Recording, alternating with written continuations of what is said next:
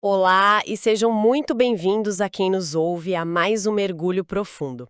É um imenso prazer ter a nossa audiência aqui hoje para mais uma daquelas explorações que, olha, mudam a forma como a gente enxerga as coisas. Com certeza. E olá a todos que estão nos acompanhando. É ótimo estar aqui de novo. A nossa missão hoje, a missão que a gente tem pela frente, é analisar um conjunto de registros históricos e documentos impressionantes. A gente tem em mãos um dossiê detalhado sobre a influência culinária no Brasil e um registro em vídeo extremamente revelador sobre as raízes africanas do país. É um material riquíssimo, né? Riquíssimo. E o nosso objetivo central com essa análise de hoje, desconstruir, tijolo por tijolo, um dos maiores mitos históricos que ainda persistem na nossa sociedade. Porque é muito comum, muito comum mesmo, ouvirmos aquela velha história super reduzida de que os africanos trazidos para cá contribuíram única e exclusivamente com trabalho braçal e samba. Pois é. É a narrativa clássica, mas totalmente equivocada. Ok, vamos desvendar isso. Porque, na verdade, os povos africanos foram os verdadeiros engenheiros, os agrônomos de ponta e os mestres culinários que literalmente projetaram e construíram a base econômica e cultural de um país inteiro. A gente não está falando de força bruta desprovida de intelecto, de jeito nenhum. Não, longe disso. Estamos falando da transferência da mais alta tecnologia disponível para a época. Sem a menor dúvida. E para que a gente possa entender a magnitude do que a gente está analisando aqui, precisamos, antes de mais nada, estabelecer a escala colossal desse evento histórico. Os números são chocantes. Exato. O que é fascinante aqui é olhar para os números frios que os registros nos apresentam e tentar traduzir isso para o impacto humano.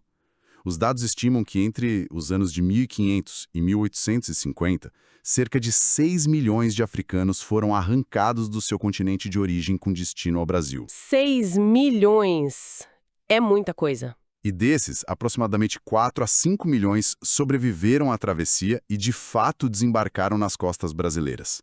E para quem acompanha este mergulho profundo ter uma ideia mais visual dessa proporção, isso representa cerca de 40% de todos os africanos trazidos para as Américas inteiras. Nossa, quase metade de todo o continente americano veio para cá. 40%.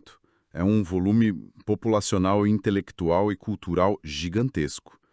E sabe o que a história tradicional frequentemente faz nos currículos escolares? Reduz tudo, né? Exatamente. Ela reduz o continente africano ao Egito Antigo e ignora quase por completo a riquíssima e infinitamente complexa África subsaariana. Sim. A gente estava lidando com indivíduos provenientes de povos que viviam em reinos imensos, com estruturas políticas muito parecidas com as grandes cidades-estados da antiguidade, sabe? Organizados ao redor de florestas densas, savanas, cadeias montanhosas. E o ponto crucial é que eles já dominavam técnicas avançadíssimas, né? Dominavam, sim, técnicas de agricultura, manejo de água, metalurgia fina e mineração em profundidade muito antes de qualquer contato ou intervenção europeia. Cara, é de cair o queixo a pensar em como o ensino tradicional repassa essas informações de forma tão incompleta.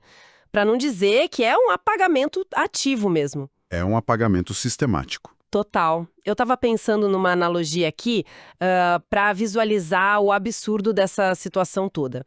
Pensa no seguinte cenário. É como se uma mega corporação global de hoje precisasse expandir os seus negócios para um terreno super inóspito. Certo. E para isso, essa corporação importasse os melhores cientistas, os melhores engenheiros e os maiores especialistas do mundo em diversas áreas de atuação. Os melhores dos melhores. Isso. Mas ao chegarem lá, a diretoria dessa empresa tratasse esses gênios todos simplesmente como um maquinário descartável, apagando de propósito os currículos deles e ignorando completamente os seus intelectos brilhantes. Essa comparação é muito precisa. Foi exatamente essa a dinâmica, né? Os colonizadores chegaram aqui e deram de cara com um ambiente tropical, com um solo e um clima dos quais eles não entendiam absolutamente nada. A ignorância do europeu sobre como cultivar, drenar ou explorar ecossistemas tropicais era na prática total. Os portugueses simplesmente não tinham o conhecimento agrícola ou geológico necessário para fazer a colônia prosperar Além daquele extrativismo básico lá do começo. Do pau-brasil, né? Isso. Após aquela fase inicial da extração do pau-brasil, a implantação e o sucesso astronômico da cultura da cana-de-açúcar no Nordeste, seguida pelo complexo e riquíssimo ciclo da mineração do ouro e dos diamantes lá em Minas Gerais. E depois o café. Exato, mais tarde a expansão colossal das lavouras de café no Rio de Janeiro, já no século XIX. Tudo isso só foi viável graças à aplicação direta da tecnologia africana. O conhecimento milenar de engenharia e botânica desses povos foi o motor invisível que gerou a riqueza responsável por transformar a geografia e a economia do país. E é fundamental esclarecer para quem está ouvindo que não se tratava de uma massa homogênea, tipo uma coisa indistinta de pessoas como a história muitas vezes tenta retratar. De forma alguma. Os portugueses sabiam muito bem quem eles estavam sequestrando. Eles dividiam essas pessoas em grandes grupos com base em perfis técnicos e culturais que eram super estratégicos. Exato, havia um planejamento por trás das rotas. Eu fico impressionada ao notar como os registros identificavam grupos específicos, tipo os sudaneses muçulmanos e os bantus. E os destinos deles no Brasil não eram aleatórios. Eram escolhas quase cirúrgicas. Sim. Os bantus, por exemplo, que vinham de regiões que hoje compreendem Angola, Congo e Moçambique, tinham conhecimentos específicos e foram majoritariamente direcionados para o Rio de Janeiro, para as montanhas de Minas Gerais e para a zona da Mata Nordestina. Uhum. Já os oeste-africanos vindos da Costa do Marfim, Gana e Nigéria, que possuíam outras especialidades agrícolas e comerciais, foram concentrados de forma predominante no estado da Bahia. E essa distribuição geográfica foi literalmente um sequestro seletivo de habilidades? Na mineração, por exemplo, técnicas como o uso da bateia para separar o ouro de aluvião nos rios ou a própria escavação de túneis profundos, isso não veio de Portugal. É óbvio que não. Veio da expertise dos povos africanos que já mineravam ouro lá na África Ocidental há séculos. Mas aí que tá. Por mais que houvesse todo esse reconhecimento tático do valor técnico deles, a realidade diária que essas populações enfrentaram ao desembarcar no Brasil foi de uma desumanidade que, sinceramente, desafia a nossa compreensão hoje. E é aí que o contraste se torna brutal na nossa análise.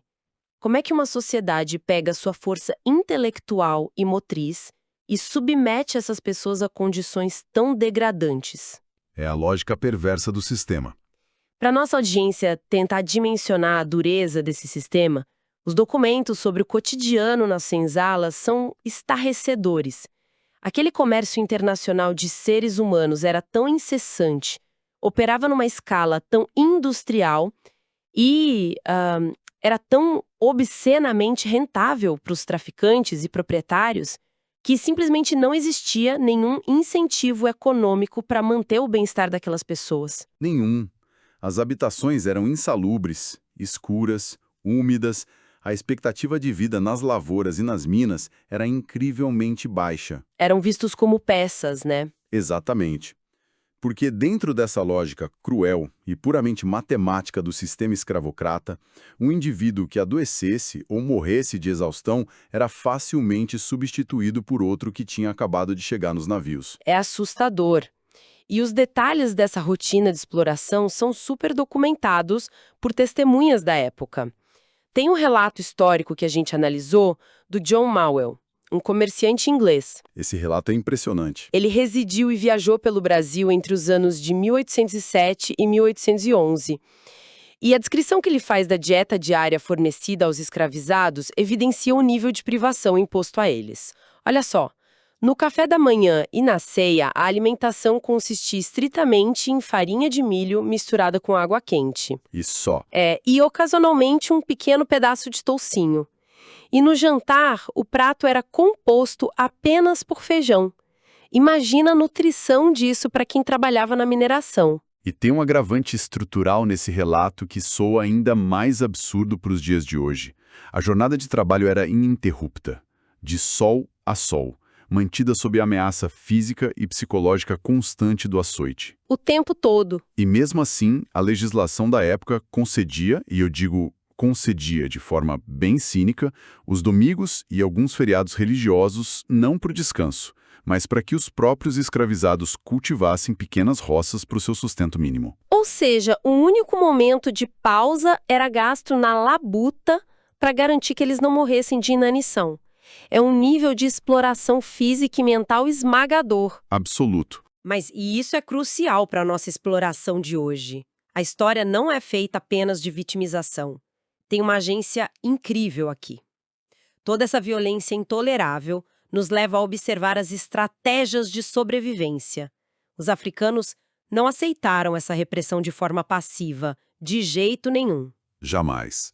A resistência se organizou de formas complexas e brilhantes, e ia muito além daquela simples fuga individual para as matas que a gente estuda. De fato, a resistência foi intelectual, tática e cultural. A formação dos quilombos, e claro, o de Palmares sendo o mais emblemático, é um exemplo formidável disso. Os quilombos não eram meros esconderijos temporários. Eles eram a recriação deliberada de microestados. Sociedades inteiras, né? Exato. Sociedades com hierarquias, defesas militares avançadas, excedentes agrícolas, tudo baseado nos modelos políticos que eles trouxeram da África.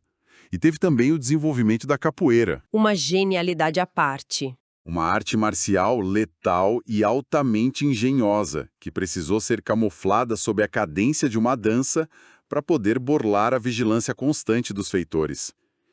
E além da luta física, tinha a luta econômica. As cartas de alforria. Isso. Gerações inteiras trabalharam horas extras nos seus escassos momentos livres, poupando aquelas moedas de cobre por décadas a fio para conseguir comprar suas cartas de alforria. E é essencial fazermos um recorte de gênero ao analisar esses dados sociológicos, porque a preferência do tráfico era majoritariamente por homens para o trabalho braçal pesado nas monoculturas. Sim, o campo exigia essa força. Mas e as mulheres que não eram destinadas ao campo? Elas vivenciavam uma realidade paralela, frequentemente ainda mais degradante e complexa. Muitas se tornavam escravas domésticas, as chamadas mucamas. Inseridas ali no ambiente íntimo da casa grande, onde elas eram constantemente coisificadas e utilizadas como meros objetos sexuais. Essa violência sistemática contra a mulher negra foi o motor forçado de uma imensa miscigenação na constituição demográfica do país. Essa análise do cotidiano revela uma resiliência inacreditável diante do horror. E é justamente nesse ponto da sobrevivência dentro da casa grande e nas vilas urbanas que a nossa exploração toma um rumo fascinante. Aqui é que a coisa fica realmente interessante. O ponto de virada. Porque a resistência não aconteceu apenas com armas nas florestas ou com o corpo na capoeira. Ela se materializou de forma super subversiva nas panelas. Encarregados de cozinhar diariamente para os senhores brancos e buscando nutrir a si mesmos com os poucos recursos que tinham, os africanos orquestraram uma das maiores e mais silenciosas revoluções culturais da história. Uma revolução culinária. Uma verdadeira revolução culinária. Eles fundiram suas técnicas ancestrais de preparo e conservação com os costumes dos colonizadores portugueses e com saberes inestimáveis dos povos indígenas locais. E foi uma adaptação magistral diante de uma escassez absurda. A lista de ingredientes que os africanos introduziram ou popularizaram no Brasil mudou para sempre a botânica alimentar do país. A gente consome isso até hoje todo dia. Exato. Os registros documentam a chegada do inhame, da galinha d'Angola, da melancia, do quiabo, do jiló e até mesmo do café, que viria a sustentar o império décadas depois. O café. E tem uma curiosidade botânica incrível nesse processo. Ingredientes que hoje parecem a alma da culinária baiana, como o coco verde e o gengibre, têm na verdade origem asiática. Olha isso!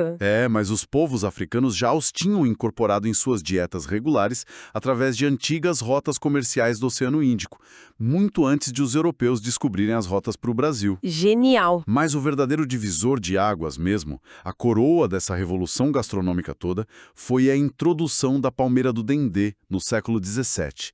A extração desse óleo denso e aromático criou toda uma nova vertente de sabores e texturas que passou a ser conhecida como a cozinha de azeite. A famosa cozinha de azeite. E o que é mais legal é que essa nova vertente gastronômica não ficou restrita só às cozinhas das fazendas. Quando ela ganhou as ruas das cidades em desenvolvimento, ela causou um verdadeiro choque cultural. A figura dos chamados escravos de ganho é central nessa história. Assim, um fenômeno urbano fortíssimo. Para quem nos ouve visualizar a cena, eram pessoas escravizadas, frequentemente mulheres, que recebiam permissão dos senhores para circular pelas ruas vendendo produtos, serviços, alimentos. Elas precisavam entregar a maior parte do lucro no final do dia, mas isso acabou criando uma economia urbana muito vibrante. Vibrante e inovadora. Muito. E quando a gente lê os relatos dos cronistas estrangeiros da época, como aquelas observações visuais famosas do pintor francês Jean-Baptiste Debré, o choque europeu é palpável nas imagens. Mas eu acho que o relato mais tragicômico é o do cronista Luís dos Santos Vilhena, de 1802. Esse relato do Vilhena é um documento antropológico perfeito da arrogância colonial. Totalmente arrogante. Ele registra a indignação dele ao ver essas mulheres negras saindo das casas comerciais para vender quitutes extremamente elaborados pelas ruas de Salvador. Ele simplesmente classifica com desprezo o comércio de mocotós, carurus, vatapás, acarajés, abarás, pamonhas, como a venda de, nas palavras dele, coisas mais insignificantes e vis. É um absurdo ler isso hoje. Ele olhava para aquela explosão de engenharia culinária e não conseguia compreender a complexidade técnica daquilo. O nível de desconexão do europeu era tamanho que ele chega a descrever o aluá, que é uma bebida fermentada sofisticadíssima feita com água, mel, cascas de frutas, especiarias. Ele descreve isso simplesmente como água suja. É exatamente invenção. Não foi uma mera transposição de receitas da África para o Brasil. Não mesmo. Foi uma criação inteiramente nova, sabe? Baseada na adaptação aos ingredientes nativos que tinham disponíveis. E eu acho que o exemplo do cuscuz é a prova definitiva dessa genialidade toda. A trajetória do cuscuz ilustra brilhantemente essa metamorfose. Originalmente, o cuscuz era um prato tradicional dos povos mouros no norte da África, né? Consumido em regiões como Egito, Marrocos, e a base dele era feita com sêmola ou arroz. Certo. Ao chegar ao Brasil, diante da indisponibilidade ou do alto custo financeiro desses ingredientes originais, os cozinheiros africanos promoveram adaptações que foram revolucionárias.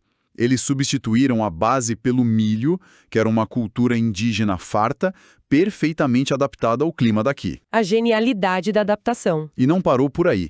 Introduziram a umidade e a gordura do leite de coco, uma combinação que simplesmente não existia no continente africano. De forma bem semelhante, o tradicional acaçá africano serviu de inspiração técnica para a criação da nossa popular pamonha.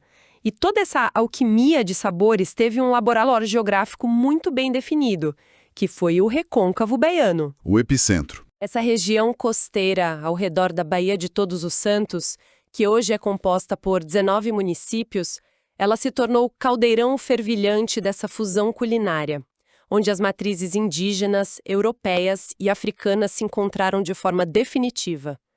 É literalmente a identidade do Brasil ganhando forma, cor e cheiro através das mãos de quem era oprimido. É a cultura vencendo a opressão na prática. E essa comida não servia apenas para alimentar o corpo ou movimentar a economia lá na rua.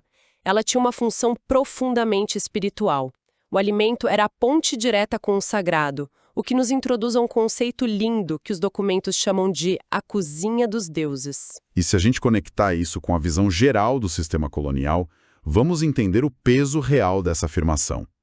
A coroa portuguesa impunha o catolicismo como a única religião oficial e permitida na colônia, e perseguia com violência extrema qualquer manifestação de fé não cristã. Era proibido. Para preservar suas crenças, os africanos desenvolveram um sincretismo religioso incrivelmente inteligente e muito sutil. Eles passaram a associar visualmente e simbolicamente os seus 16 orixás, as forças da natureza e divindades cultuadas no candomblé, a santos católicos específicos. O altar escondendo a verdadeira fé. Exatamente. Um altar católico na sala escondia a devoção a uma divindade africana ali no coração. E a liturgia dessa fé exigia oferendas, exigia alimento. Foi uma estratégia de proteção genial. Com a estruturação mais formal dos terreiros no final do século XVIII, essa dieta sagrada, a cozinha dos deuses, foi sistematizada com um rigor que impressiona qualquer um. Os documentos de pesquisa que a gente avaliou apontam que mais de 80 pratos específicos foram criados. 80 pratos? Sim, 80 pratos adaptados e preservados ao longo de séculos através da tradição oral e ritualística. Porque, como dita a tradição, os santos comem o que os homens comem. Cada orixá tem a sua preferência de textura, de tempero, de preparo. A preservação da cultura foi mantida viva porque as divindades precisavam ser alimentadas no novo território e o impacto desse rigor ritualístico acabou transbordando inevitavelmente para o tecido social mais amplo. O que começou e foi mantido em segredo nas cozinhas dos terreiros acabou moldando o gosto de toda a sociedade. Vazou para as ruas de vez. Com o passar do tempo, aquele monótono cardápio de base portuguesa das elites foi sendo impregnado por essas novidades. Os ensopados ganharam a coloração vibrante e o sabor profundo do azeite de dendê, o caruru, o vatapá, as diversas vertentes das muquecas. Deixaram de ser apenas alimentos votivos, né? Exato. Passaram a ser os pratos principais do cotidiano, das grandes festas de celebração e, eventualmente, se tornaram a identidade dos restaurantes regionais. A cozinha baiana clássica é, em sua essência profunda, a comida dos terreiros oferecida ao mundo. Foi uma vitória cultural perene. Uma vitória cultural estrondosa, sem dúvida, mas que de maneira muito sombria contrasta brutalmente com os desdobramentos políticos e legais que vieram nas décadas seguintes. Para situar cronologicamente quem escuta a nossa análise de hoje, os documentos traçam uma linha do tempo jurídica que explica muito da configuração do Brasil moderno. É importante ter esse panorama em mente. Tudo começa a mudar de figura ali em 1808, com a chegada da corte portuguesa ao Rio de Janeiro. Em 1831, sob pressão, o Brasil passa a primeira lei proibindo o tráfico de escravos. Aquela famosa lei que não funcionava e originou a expressão para inglês ver. Internacionalmente, de verdade, em 1845.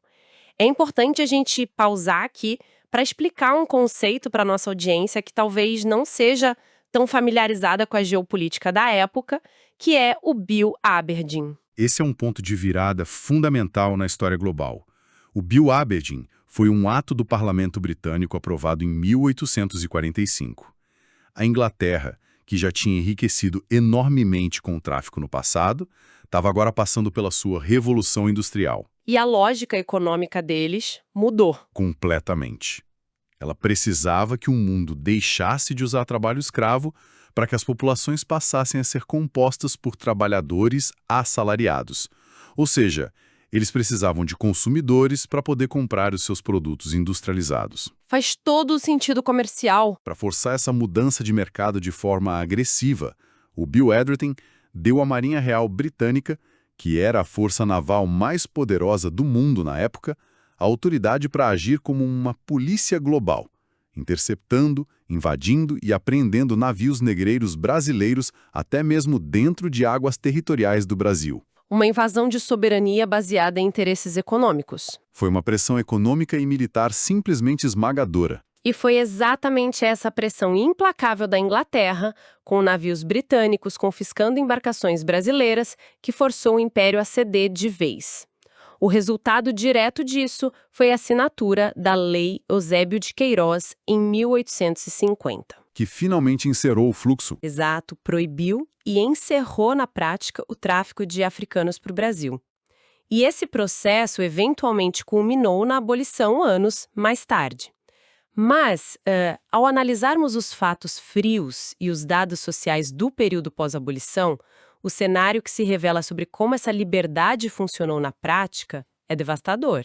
Isso levanta uma questão importantíssima, que talvez seja a reflexão mais dolorosa e necessária da nossa exploração de hoje. Concordo.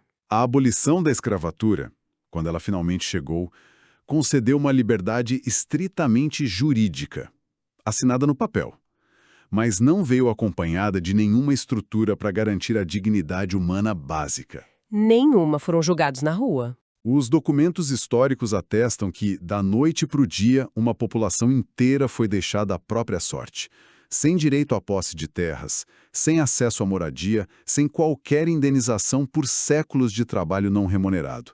e sem nenhuma política pública de assistência ou integração. Eles foram sumariamente marginalizados pelo Estado. E as vagas de trabalho assalariado que começavam a surgir nas lavouras de café e nas indústrias que estavam começando, vagas que poderiam ter sido a via lógica de ascensão econômica para essas pessoas que já dominavam o ofício, foram deliberadamente entregues a novos imigrantes brancos europeus livres. Majoritariamente os italianos, né? Majoritariamente. Tudo através de políticas estatais de incentivo direto. A população negra recém-liberta foi empurrada para as margens das cidades que estavam começando a se urbanizar e inchar rapidamente. Os dados reportados nas fontes que a gente consultou são extremamente cristalinos a respeito disso. E precisamos olhar para eles de forma puramente factual, embasados apenas nos documentos. Fato puro e duro. Esse processo de exclusão deliberada e estrutural, ali no final do século XIX, é a causa raiz, a razão matemática e direta para as profundas desigualdades demográficas de hoje. A matemática fecha de forma trágica. O material relata de forma bem imparcial que as estatísticas atuais demonstram que a população negra ainda enfrenta as consequências palpáveis dessa marginalização histórica. A gente vê índices com menor escolaridade formal, médias de salários significativamente menores do que a população branca nas mesmas funções, e uma representatividade desproporcionalmente baixa em conselhos de administração, em lideranças governamentais e no controle dos grandes meios de comunicação. É a materialização de um legado longo de exclusão. E a matemática dessa desigualdade se torna ainda mais injusta quando a gente considera, como ficou bem claro na nossa conversa, a imensurável e insubstituível participação técnica e intelectual dessas pessoas na construção primária da economia e da cultura brasileira. A engenharia toda foi deles. Exato. A compreensão dos fatos não é uma questão de tomar um partido político moderno. Trata-se de ler o reflexo inegável de um sistema econômico que prolongou seus efeitos ao negligenciar qualquer tipo de integração social após séculos de exploração ininterrupta. Uma conexão direta com o passado. A grandiosidade da engenharia, da agricultura e da tecnologia africana implantada no país, de um lado, e as estatísticas atuais de desigualdade social no Brasil, do outro, não são assuntos isolados. São as duas faces da mesmíssima moeda que começou a ser cunhada há mais de 500 anos. É por essa exata razão que dissecar as origens complexas e brilhantes que a gente discutiu hoje é um passo inegociável. A gente precisa disso para conseguir olhar para o nosso presente e compreender a engenharia da nossa própria sociedade. Então, o que isso tudo significa para nós, no fim das contas? Se a gente fizer uma grande síntese de toda a exploração que trilhamos hoje, vemos uma jornada de contrastes absurdamente extremos. Partimos de indivíduos que eram mestres da metalurgia, agrônomos que dominaram o solo de um continente inteiro e engenheiros de mineração sofisticados. Profissionais altamente capacitados. E que tiveram as suas credenciais ativamente apagadas pelos registros oficiais da colônia. E mesmo submetidos ao regime mais brutal já criado, esses mesmos povos conseguiram se reinventar através das suas estratégias de resistência e se tornaram os inventores supremos da identidade culinária, religiosa e rítmica de um país inteiro. É uma capacidade de adaptação que, sinceramente, beira o inacreditável. Beira o sobrenatural. E tudo isso serve para nos reforçar a importância vital de sempre questionarmos a narrativa linear que nos é entregue. Existe um abismo de diferença gigantesco entre a história simplificada e a realidade crua dos fatos. Sem dúvida alguma. Ficou muito evidente como a cultura, o engenho e a resiliência tecnológica dos povos africanos, mesmo esmagados sob o peso de uma repressão física institucionalizada e de uma perseguição dogmática severa, possuíam uma força vital tão profunda que conseguiram moldar irreversivelmente a economia, a geografia e até o paladar cotidiano de toda uma nação. A base de tudo que a gente é hoje. E isso levanta um paralelo fascinante sobre a natureza da inovação humana. O que nos leva a pensar, e eu deixo essa provocação final para quem nos acompanha poder mergulhar mais fundo durante a semana, Excelente. observando como as maiores revoluções culinárias e culturais do passado nasceram de pessoas marginalizadas e invisibilizadas pelas elites, quais outras inovações geniais, quais outras revoluções silenciosas e transformadoras estarão acontecendo neste exato instante nas margens das nossas cidades. Fica o questionamento.